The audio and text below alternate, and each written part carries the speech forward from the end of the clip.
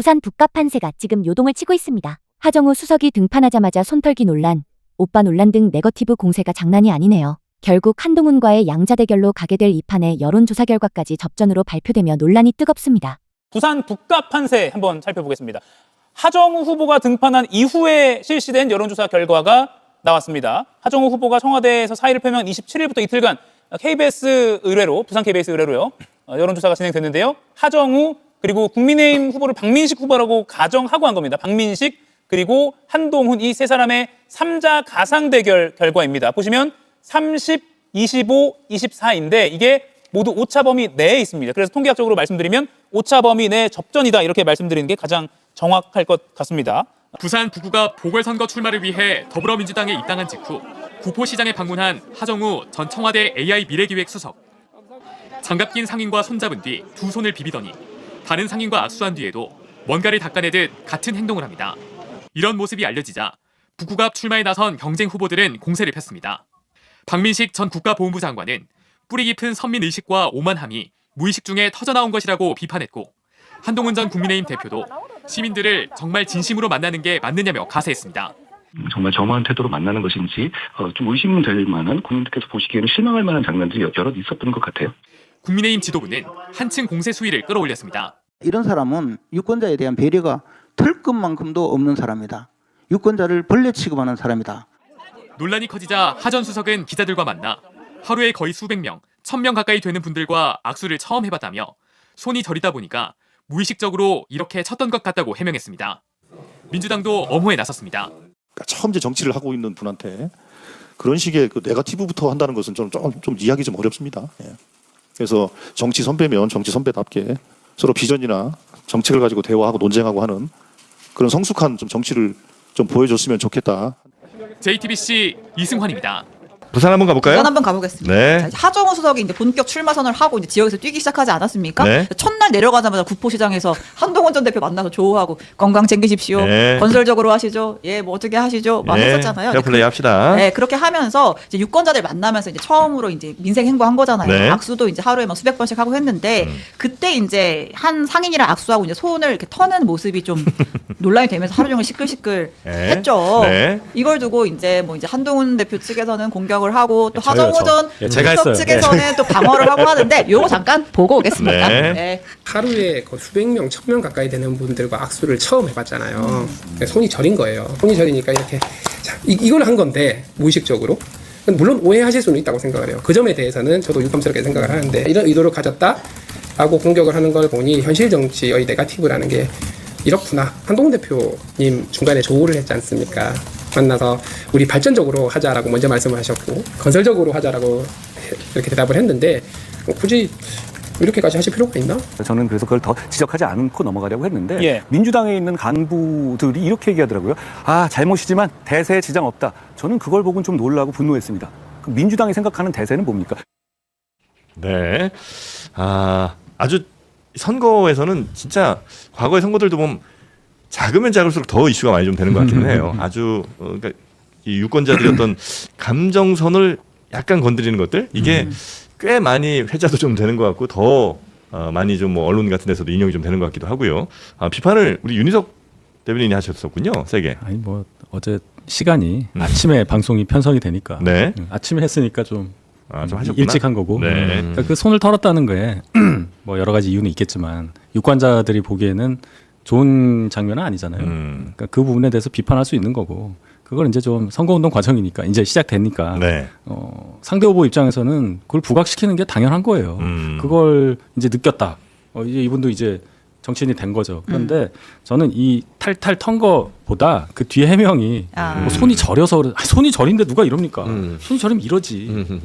그런 것들이 더 자기적이고 뭔가 준비 안 된 듯한 모습. 뭐 죄송합니다. 뭐 이렇게 하고 넘어갈 수도 있는데. 아유, 제가 몰라가지고 아유 안 해야 되는데 이런 끝나는 거예요. 네. 근데 그러니까 제가 볼 땐 하정우 수석 옆에 보좌를 좀 해주실 분이 없는 느낌이에요. 들어보니 전재수 의원이 지금 부산시장 선거에 약간 좀 뭔가 위기를 느껴서 네. 하정우 수석 도와줄 여력이 없다고 하더라고요. 그래서 네. 조금 실수가 오히려 해명에서 더 크게 나온 것 같다. 네. 우리 김준호 변호사님 어떻게? 그러니까 해명 때문에 뭐 이렇게 일파만파 거지지 않겠지만 네. 퀄리티를 그냥 보는 거죠. 예를 들면 이게 이렇게 그림 영상 볼수록 기분은 불쾌해질 수 있어요, 사람들이. 그러니까 이게 뭐 예를 들면 다음 분에 묻을까봐 네. 제가 불쾌해서가 아니라 이게 뭐가 묻을까봐 이렇게 해서 다음 분 압수하기 위한 거다 이렇게 해도 되는 거거든요. 예. 근데 그거를 절이다고 얘기하니까 누가 들어도 약간 이거는 AI의 환각 현상인가 뭐 이런 생각이 들 수 있는 그런 해명일 수 있다는 거죠. 그래서 네. 여러 가지로 이 모든 애티튜드나 메시지 관리가 네. 맥 연구소의 컨설팅이 필요하다. 그렇습니다.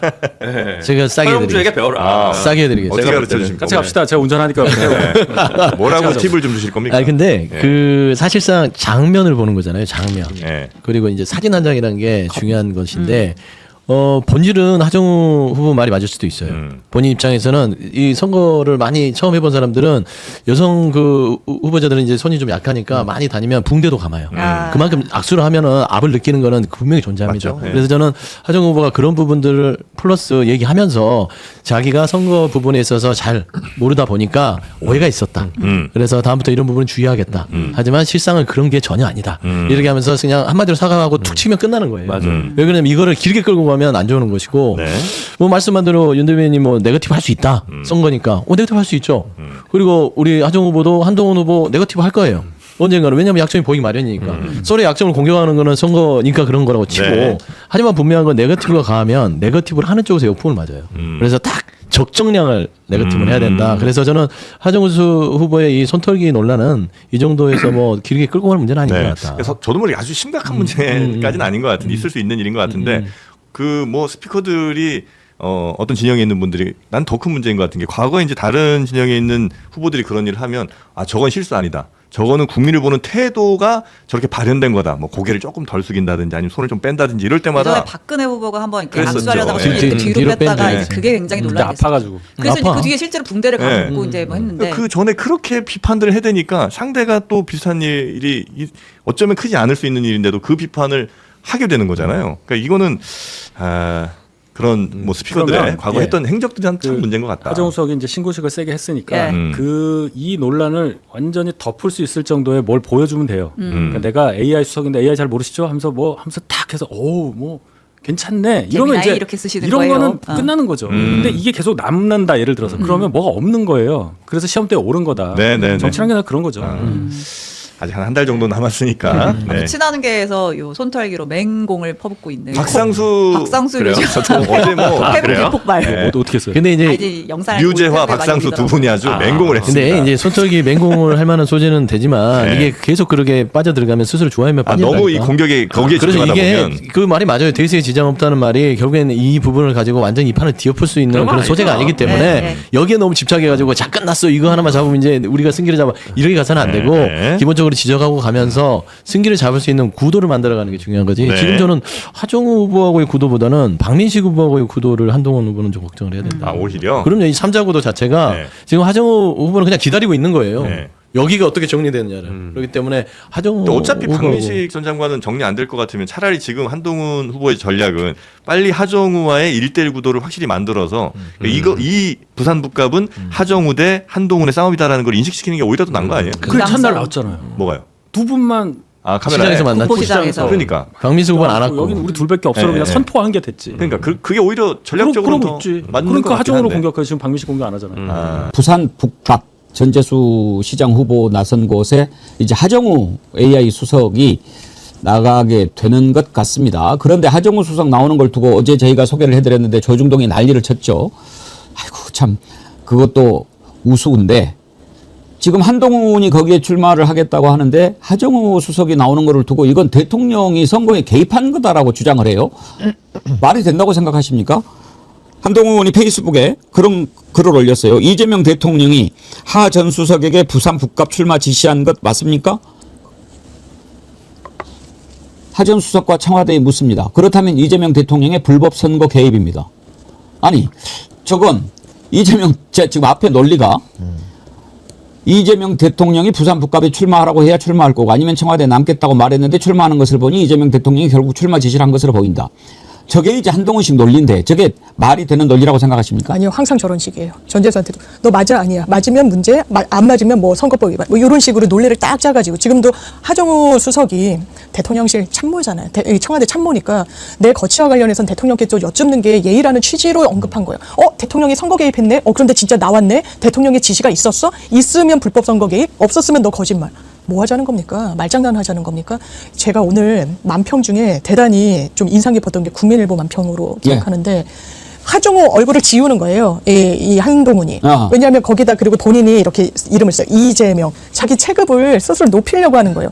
이거 민생 챙기는 부산 북구 갑 유권자 분들의 정말 현안과 생활과 밀접한 선거입니다. 본인 공약을 얘기하세요. 본인 당근하고 이재명 대통령 공격하고 하정우 수석 말싸움하기 이전에 진짜 유권자들을 위해서 뭘 할 수 있는지 최소한 고민은 하고 나온 건지 시민분들이 직격하잖아요. 타워팰리스 사는 사람이 여기서 뭐 하는 거냐고. 거기에 대해서부터 답변하십시오. 근데 저는 이제 우문현답이라는 게 있잖아요. 저런 우문에 대해서는 그냥 아닙니다 한마디로 전 설명할 가치도 없고 아니다라고 하면 끝날 일인 것 같고요. 저런 식의 정치 행태가 이제 한동훈이라는 정치인이 가지고 있는 명확한 한계인데 결국에는 지금도 부산 북구갑에 무소속으로 출마를 해서 어떤 정치를 하겠다라는 본인의 얘기는 없고 어떻게든 이재명 정부를 공격하고 이재명 정부를 까서 본인의 표를 받겠다. 그리고 본인의 체급을 올리겠다. 그러니까 전형적인 그 이준석 방식 정치거든요. 그러니까 저런 식의 정치를 저는 이제 반정치라고 제가 늘 부르는데 반정치 하려고 부산까지 내려간 겁니까? 그리고 부산에 평생 머물겠다면서요. 반정치를 거기서 평생 하겠다는 겁니까? 정말 무서워요. 국민들 느낌에서는. 그래서 저는 참 한동훈 전 대표다운 반정치 스타일을 계속 이어가고 있는데 저런 식으로 발광체, 스스로 자생력을 가지고 정치적 비전으로 국민을 설득하지 못하는 정치인은요. 반짝입니다. 그래서 저는 저런 발광체가 되지 못하는 한동훈식의 정치는 카푸치노 커피가 거품이 곧 사라지듯이 저는 그 거품과 같은 운명을 마주할 것이다. 저는 그렇게 봅니다. 반사체가 아니고 발광체가 되라고 그랬더니 발광을 하는 거죠. 한동훈이 저렇게 말도 안 되는 글을 올리니까 하정우 수석이 이런 글을 올렸어요. 제가 통님을 설득했고 제 의견에 동의하시고 바로 흔쾌히 수락하셨습니다. 그래서 어디서든 국익을 위해 힘쓰라 하셨지요. 통님 지시가 아니고 제가 설득한 거니 선거 개입이 될 수 없지요. 억지 논리에 일희일비할 필요가 없습니다. 아니 그렇죠. 그리고 수석이든 뭐든 비서 아닙니까 대통령. 그러면 비서가 그만둔다고 그러는데 대통령한테 말씀드리고 허락을 받고 그만두는 거지. 그게 야 너 나가서 선거운동해라. 선거해라. 이렇게 한 겁니까? 아니잖아요. 그러니까 대통령이 말렸잖아요.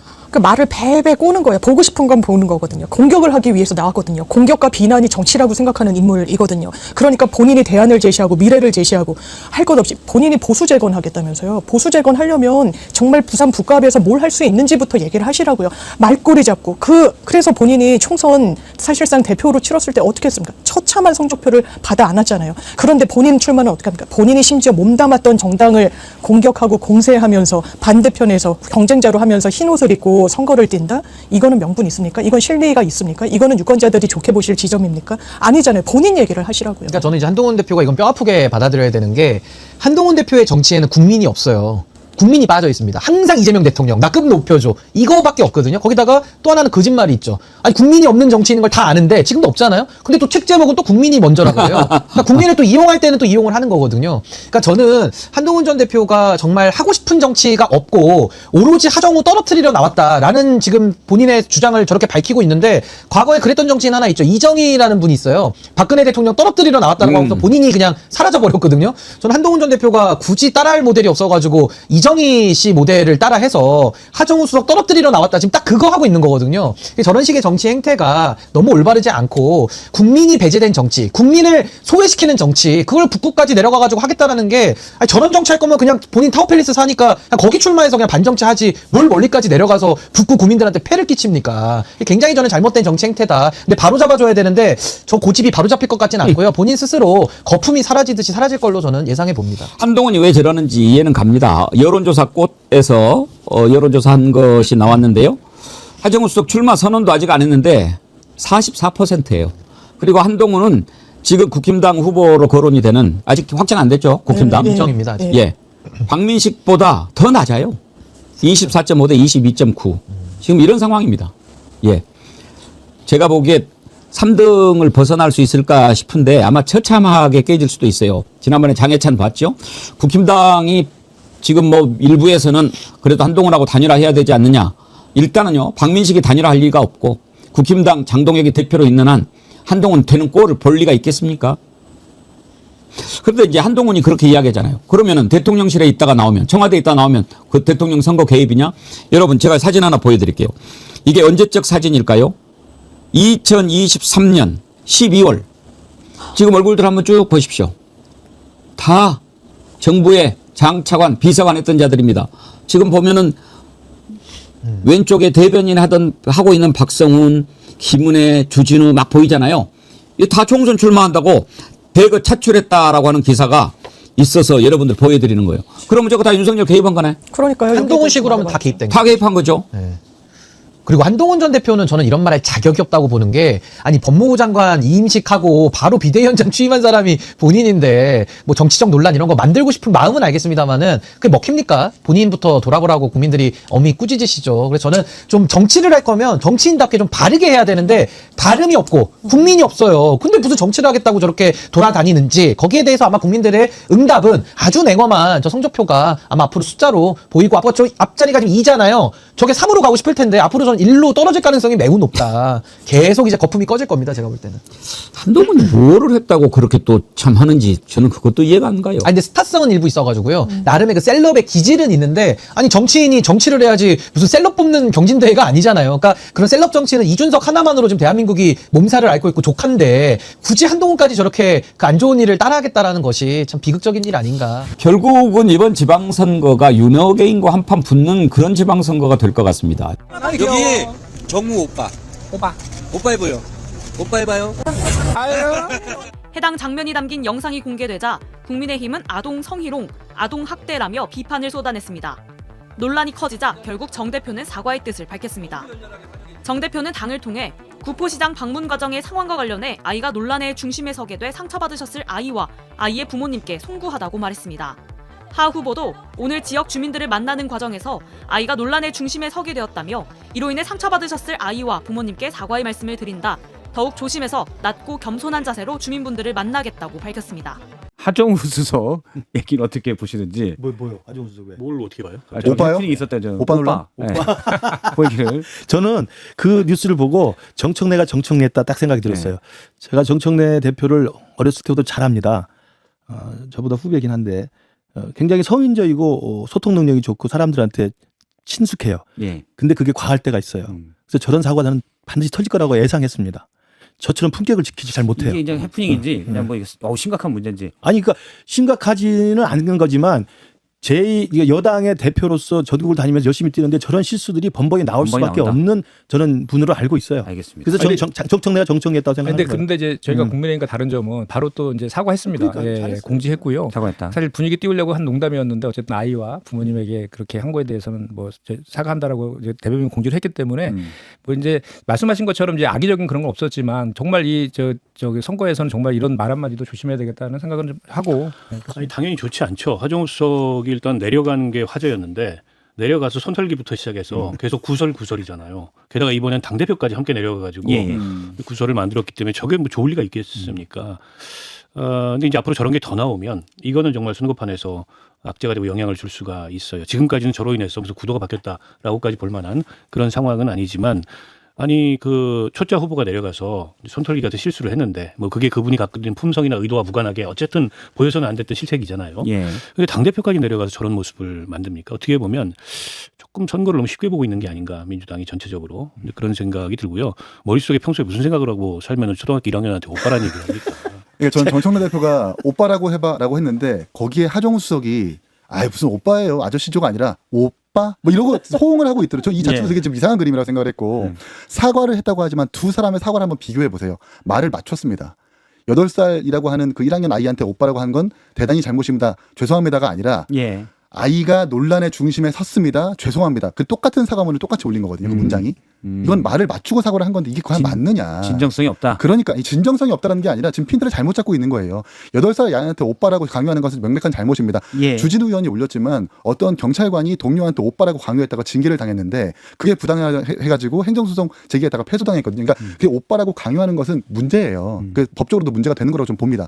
근데 거기에 대한 본질적인 사과가 아니라 아이가 논란의 중심에 섰으니까 죄송하다라고 거라고 표현하고 있는 건데 그건 둘 다 지금 잘못인 것 같고 하정우 수석한테 바라고 있는 것은 정청래 대표의 뭔가 문제적인 발언 내지는 기조에 대해서 좀 소신 있게 말을 하는 것일 텐데 부산 유권자들이 바라는 것은 근데 그게 아닌 점이 좀 보여지는 것 같아서 부산 유권자들도 좀 적지 않게 실망할 수 있을 것 저는 같습니다. 과거에 그 정동영 당시 당의장의 그 노인 폄훼 발언 있잖아요. 그러니까 그게 너무 잘 나가면 그런 게 툭툭 튀어나옵니다.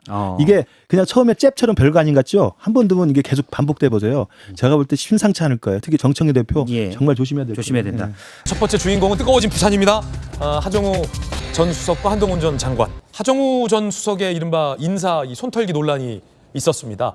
그래서 이제 하정우 전 수석이 90도로 인사하는 사진을 공개했습니다. 이에 질세라 한동훈 전 대표는 어린 아이에게도 90도로 인사하는 사진을 공개했습니다. 인사 대결입니다.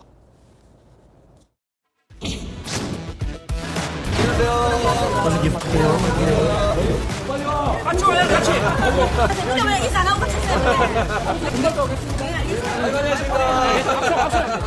안녕하십니까. 여기 하정우랑 악수 좀 한번 해주세요. 아까 이렇게 계시봐. 만나서 반갑습니다. 만나서 반가워요. 안녕하세요. 전체를 명소로 만들어보겠습니다. 대표님 인사. 대표님. 안녕. 배꼽 인사했는데. 안녕하세요.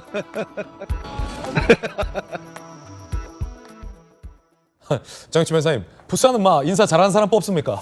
두 분 다 굉장히 깍듯하게 인사합니다. 뭐 인사 잘하는 거 중요하죠. 하지만 네. 저는요, 한동훈 후보도 그렇고 하정우 후보도 그렇고 그다음 나오진 않았지만 박민식 후보도 아마 90% 폴드 인사할 것 같은데 그러게요. 조금 어색하다는 그런 생각이 듭니다. 왜냐하면 박민식 후보나 한동훈 후보 다 검사 출신의 장관하셨던 분 아니겠습니까? 네네. 그다음에 하정우 후보도 똑같이 다 서울대 나와가지고 박사하다가 청와대 수석하다가 평생 남한테 저렇게 90도 인사할 일이 없으셨을 그런 분들인데 이렇게 선거 때만 저렇게 인사하는 게 그게 뭐 오히려 조금 더 그런 거 아닌가? 전 개인적으로 그런 생각 들고요. 좀 너무 자기적이다 그런 생각까지 드는데 그런데 다른 건 모르겠고 하정우 후보는요 본인이 이 손털기 그 논란에 대해서 좀 국민들이 납득할 수 있는 부산 북갑의 유권자들이 이해할 수 있는 그런 해명을 한 다음에 그런 다음에 인사를 저렇게 하는 게 그게 더 예의에 맞는 것이 아닌가 저는 그런 생각 들고요. 그냥 그런 부분들에 대해서 구렁이 담 넘어가듯이 그냥 이렇게 슬쩍 넘어가고 인사만 계속 폴더로 90도씩 한다라고 하는 게 얼마나 영향이 있을까 그런 생각이 좀 듭니다. 보니까 박민식 전 장관도 90도로 인사를 하는 모습이 공개됐습니다. 각각 세 후보 모두 다 인사 잘하고 다니는 겁니다. 한동훈이 페이스북에 대통령이 하정우 출마 지시했냐고 불법 선거 개입이라고 하는데 본인은 법무부 장관 이임식 하자마자 비대위원장으로 전격 변신하신 것은 생각 안 하시는지 하정우 수석이 구포시장 내려가서 상인이랑 악수하고 손 좀 털었다고 유권자를 벌레 취급한다니 뭐니하며 카르텔 언론들이 공세를 펴고 있습니다. 게다가 정청래 대표가 초등학생한테 정우 오빠라고 해봐라고 했다고 아동학대까지 언급하며 고발까지 했는데요. 진짜 막장까지 다 갔다는 생각이 드네요. 유권자들은 지금 민생 챙길 일꾼을 원하는데 오로지 억지 논리로 깎아내릴 구실만 찾습니다. 그래도 부산 시민들은 누가 진심인지 알고 있을 거예요. 여러분의 생각을 댓글에 남겨주세요. 감사합니다.